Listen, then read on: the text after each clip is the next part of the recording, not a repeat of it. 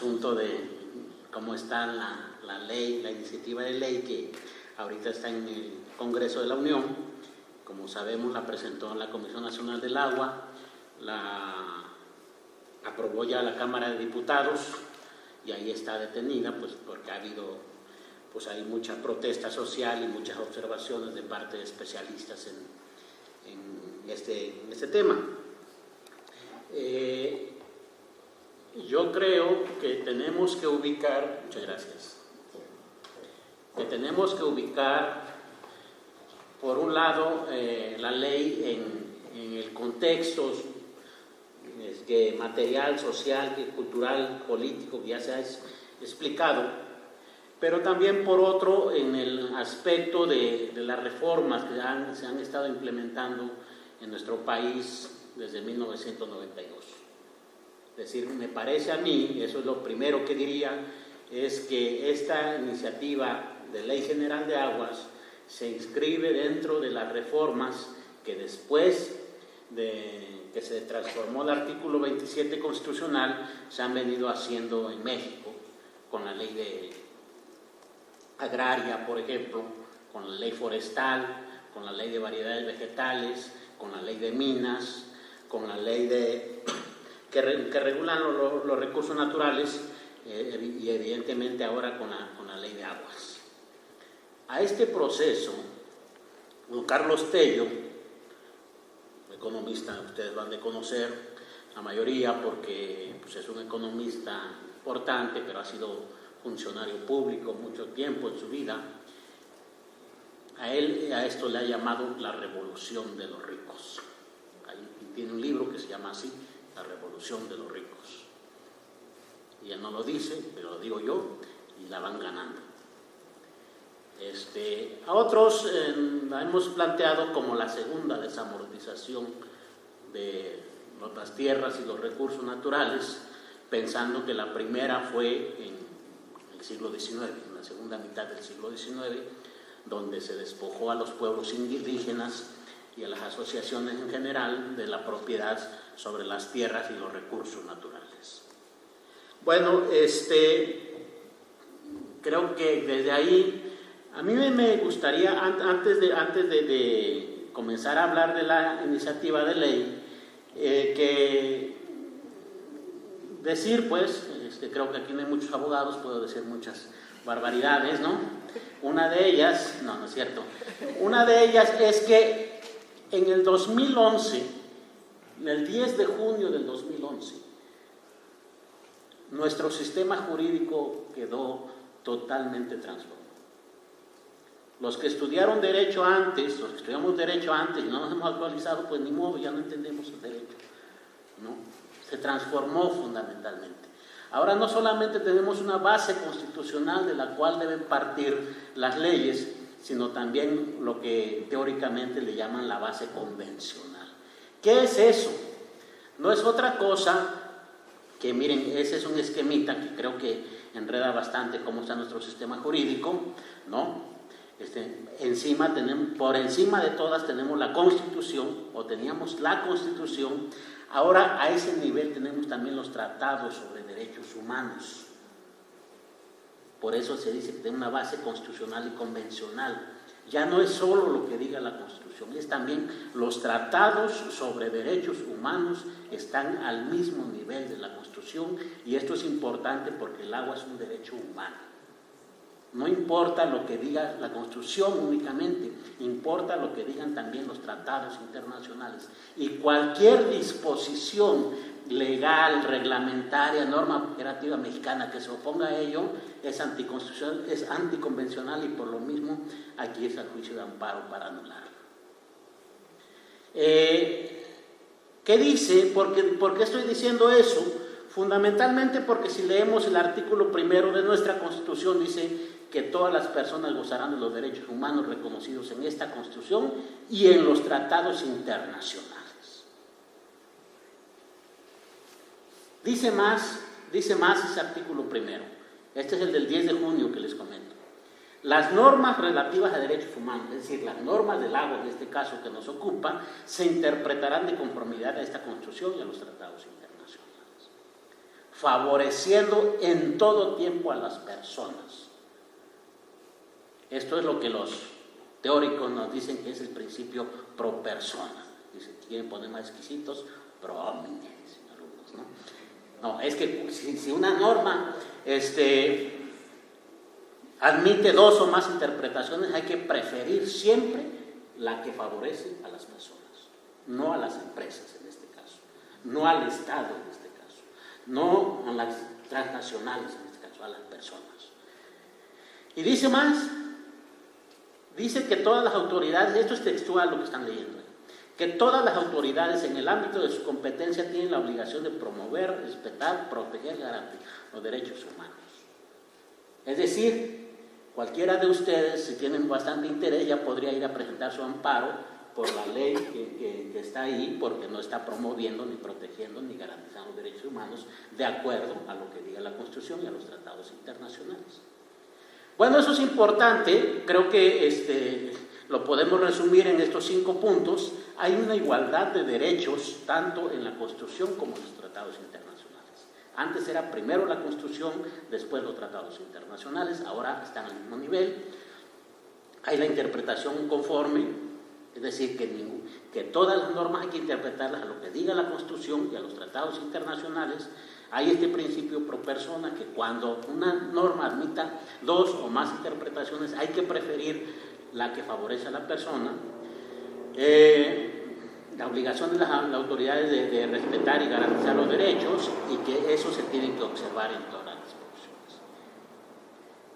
Esa es la base de la cual uno debe tener en cuenta para comenzar a analizar los contenidos de esta iniciativa de ley. Ahora, ¿qué dice nuestra Constitución? Ya les dije. ¿Qué dice el artículo 27? En principio, el artículo 27 dice que las aguas son propiedad de la nación. Yo creo que aquí hay que hacer 2 consideraciones. ¿Quién es la nación? Nosotros, ustedes, yo, los que no están aquí. Porque luego hay la idea de que la nación es el Estado. No, la nación somos todos. El agua es de todos. Esa es una primera consideración. La segunda, el agua, a diferencia de la tierra, no se transmite como propiedad privada ni social. Y este es un dato muy interesante, porque cuando los constituyentes en 1917 discutían por qué no se podía dar en propiedad privada el agua y los recursos naturales en general, ellos decían porque es un peligro que se privatice cuando todos necesitamos de ellos para poder vivir. Este es un principio que en nuestra Constitución fue muy novedoso, creando la propiedad originaria de las tierras y los recursos naturales. No existía antes, se la inventaron allí al calor de los debates los convencionistas, pero revolucionó mucho el derecho en ese tiempo. No había propiedad original, la inventaron, de veras la inventaron ahí. Ese es un asunto. El otro asunto es que eso no impide que lo puedan aprovechar los particulares, pero tiene que autorizarlo el Estado mediante concesiones. Es decir, el principio en nuestra Constitución es que solo por excepción el Estado debería otorgar concesiones a los particulares para que usaran el agua, para que la aprovecharan, y la excepción es cuando el Estado no tenía capacidad. Ahora el principio opera al revés. El Estado ve como si los recursos fueran de él, y entonces las concesiona a quien él quiere, porque él ya no quiere hacer el trabajo. Ahora, el mismo artículo 27 dice, tiene los elementos, los lineamientos de cómo se debe regular y aprovechar el agua en este caso. Primero, hacer una distribución equitativa de la riqueza pública, cuidar que se conserve, lograr un desarrollo equilibrado del país y lograr el mejoramiento de las condiciones de vida de la gente. Lo anterior es una disposición del 27 en tanto cómo se maneja el agua. Hay otra disposición que está en el mismo artículo 27 que dice, ahí lo pueden ver en rojitos, Dice que el agua debe servir también para producir alimentos, porque nosotros en el artículo 4 constitucional tenemos el derecho humano a la alimentación y al agua, que ahorita me meteré a ello, pero que entonces para garantizar ese derecho humano a la alimentación, el agua debe estar dirigida a la producción de alimentos, no cualquier tipo de alimentos, alimentos para los mexicanos, alimentos básicos porque lo que tenemos ahora, lo que hay mucho ahora, la mayor parte de las concesiones, es que sí, las concesiones lo tienen los agricultores, pero los agricultores que exportan. Es decir, están favoreciendo más el mercado de alimentos, más que satisfaciendo la necesidad de los mexicanos que puedan alimentarse. Aquí está lo que les decía. Bueno, aquí este es otro aspecto importante de la Constitución que está ligado al agua, al derecho humano al agua, y creo que debería ser lo central en la ley. Toda persona tiene derecho al acceso, disposición, saneamiento de agua para consumo personal y doméstico en forma suficiente, salubre, aceptable y asequible. El Estado garantizará este derecho. De veras, ya pueden ir amparados. Y la ley definirá las bases, apoyos, modalidades para el acceso y uso equitativo y sustentable de los recursos naturales. Establecer la participación de federación, las entidades federativas y municipios, así como la participación de las ciudadanías. 4 elementos tenemos ahí importantes. El Estado primero tiene la obligación de garantizar a todos los mexicanos que tengamos agua en nuestras casas y para uso personal y para uso doméstico. Para eso debe crear una infraestructura, para eso debe permitir la participación de los ciudadanos. Eso me parece a mí que deberían ser los elementos centrales de la iniciativa, porque es una ley que busca regular nuestro derecho humano al agua. Ya tiene tiempo, no se ha hecho. Ahí está la otra parte que comentaba el compañero Francisco Peña. La misma Constitución, artículo 2 constitucional, dice que los pueblos indígenas tienen derecho al acceso preferente a los recursos naturales. Si el agua es un recurso natural, entonces los pueblos indígenas tienen derecho al acceso preferente al agua. Miren lo que dicen aquí: en los lugares que habitan y ocupan. Yo habito en Elina. Yo tendría derecho preferente, ¿no? Es que fíjense, esto de los lugares que habitan o ocupan es amplísimo, amplísimo. Y lo pusieron tan amplísimo porque tenían miedo de poner una palabra ahí que ya se refiere a territorios. Y por no poner territorios, pues lo ampliaron más de lo posible. Porque sí es cierto, los indígenas habitan y ocupan muchísimos territorios, espacios que no son territorios de ellos. Bueno, yo creo que tendríamos que decir que tienen acceso preferente a los recursos en los territorios. Acceso preferente es primero yo y ya después, si se puede, los demás, ¿no?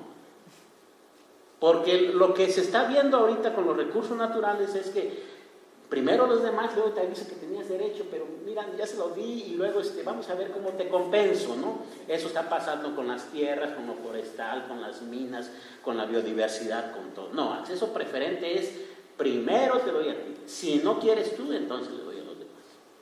Eso es el asunto. Bueno, esto debería estar regulado en la ley. Esto es lo constitucional. Artículo 27 sobre el régimen de aguas. Artículo 4 sobre el derecho humano al agua. Artículo 2 sobre el derecho preferente de los pueblos indígenas al agua. Ahora, tenemos el Pacto Internacional de Derechos Económicos, Sociales y Culturales, que por el asunto convencional, insisto, está al mismo nivel que nuestra Constitución. Hay que leerlo como si fuera parte de nuestra Constitución, y aquí lo que dice es que toda persona tiene un nivel de vida tiene derecho a un nivel de vida adecuado para su familia, para sí, incluso alimentación. Que los estados tomarán medidas apropiadas para asegurar la efectividad de este derecho. Bueno, de ese artículo deriva esta observación 15, que es como un reglamento del artículo 11, que dice que cómo debe ser el derecho humano al agua. Debe ser continuo y suficiente, debe ser salubre y aceptable, debe ser físicamente accesible, debe ser accesible para todos. El convenio 169, que prácticamente dice lo mismo que el segundo en materia de recursos naturales. Y lo de la iniciativa. La iniciativa tiene unas disposiciones generales y 11.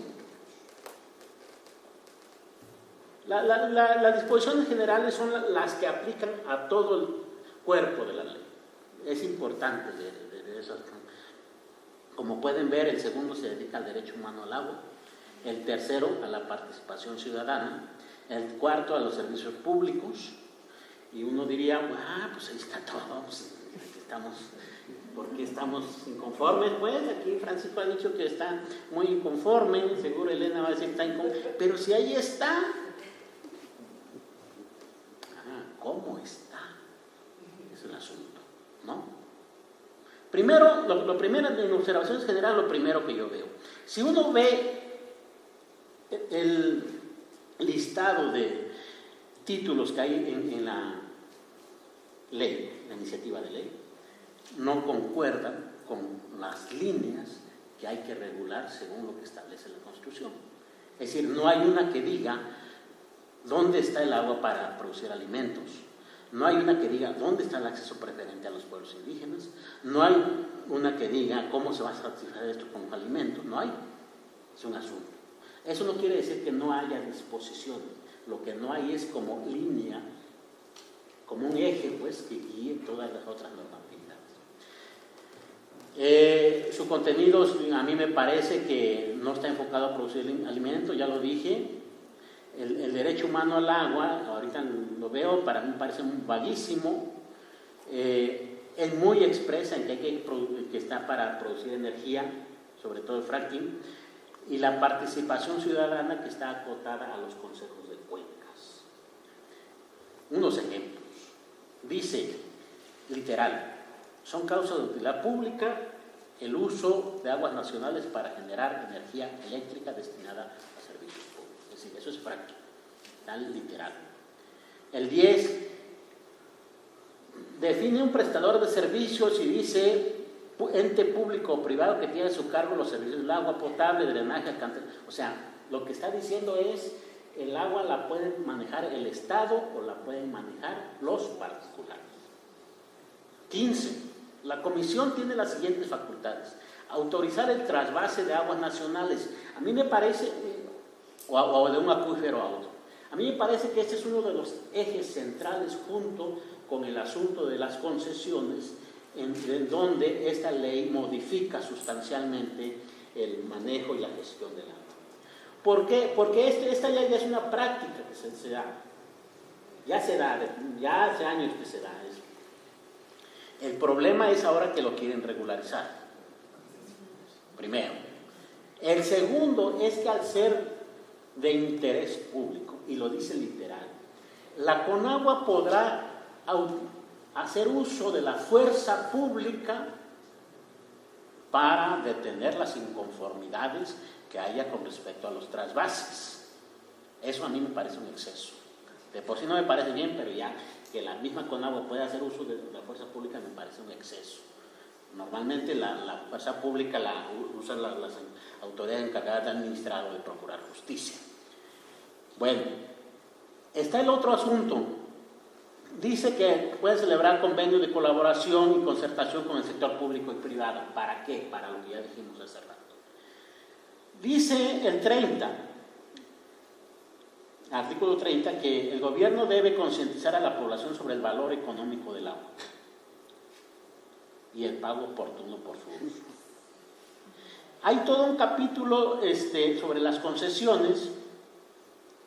Básicamente, las concesiones son por 30 años, hasta por 30 años prorrogables, sin decir cuál es el destino de estas aguas. A mí me parece que las concesiones, cualquier tipo de concesión debería ser de acuerdo al tiempo que necesita el proyecto que se va a hacer. Pero es evidente, si uno ve, por ejemplo, los trasvases de Sonora, por ejemplo, que va a Hermosillo, pues lo que dice la gente es que no es para el consumo humano, que es más bien para las automotrices y las cerveceras que están poniendo allá. Pues evidentemente 1 año, 2 años no les sirven, necesitan asegurar 30 años o 60 años. El de Guadalajara, Jalisco, Guanajuato, para las empresas automotrices también, o para las empresas agroindustriales, es evidente que necesitan mucho tiempo. Entonces, a mí me parece que ese es el otro punto, las concesiones que son prorrogables, que son transmitibles. Miren ustedes, es un bien nacional, se le concesiona a una persona y se le autoriza a esa persona para que a su vez la transmita a otra persona. ¿Qué puede pasar con esto? Puede pasar lo que pasa con las minas. Que va cualquier hijo de vecina y le dan su concesión y después las anda vendiendo y después se concentran todas. Y alguien controla el mercado. Que lo hagan con la minería ya es muy feo. Que lo hagan con el agua y que luego nos vengan a decir que no hay agua porque el señor la concentró toda y que pues tiene derecho porque se la concesionaron, pues yo veo un problema difícil ahí. Hay otros, ya no me dejan, nada más les recuerdo a María. Muchas gracias.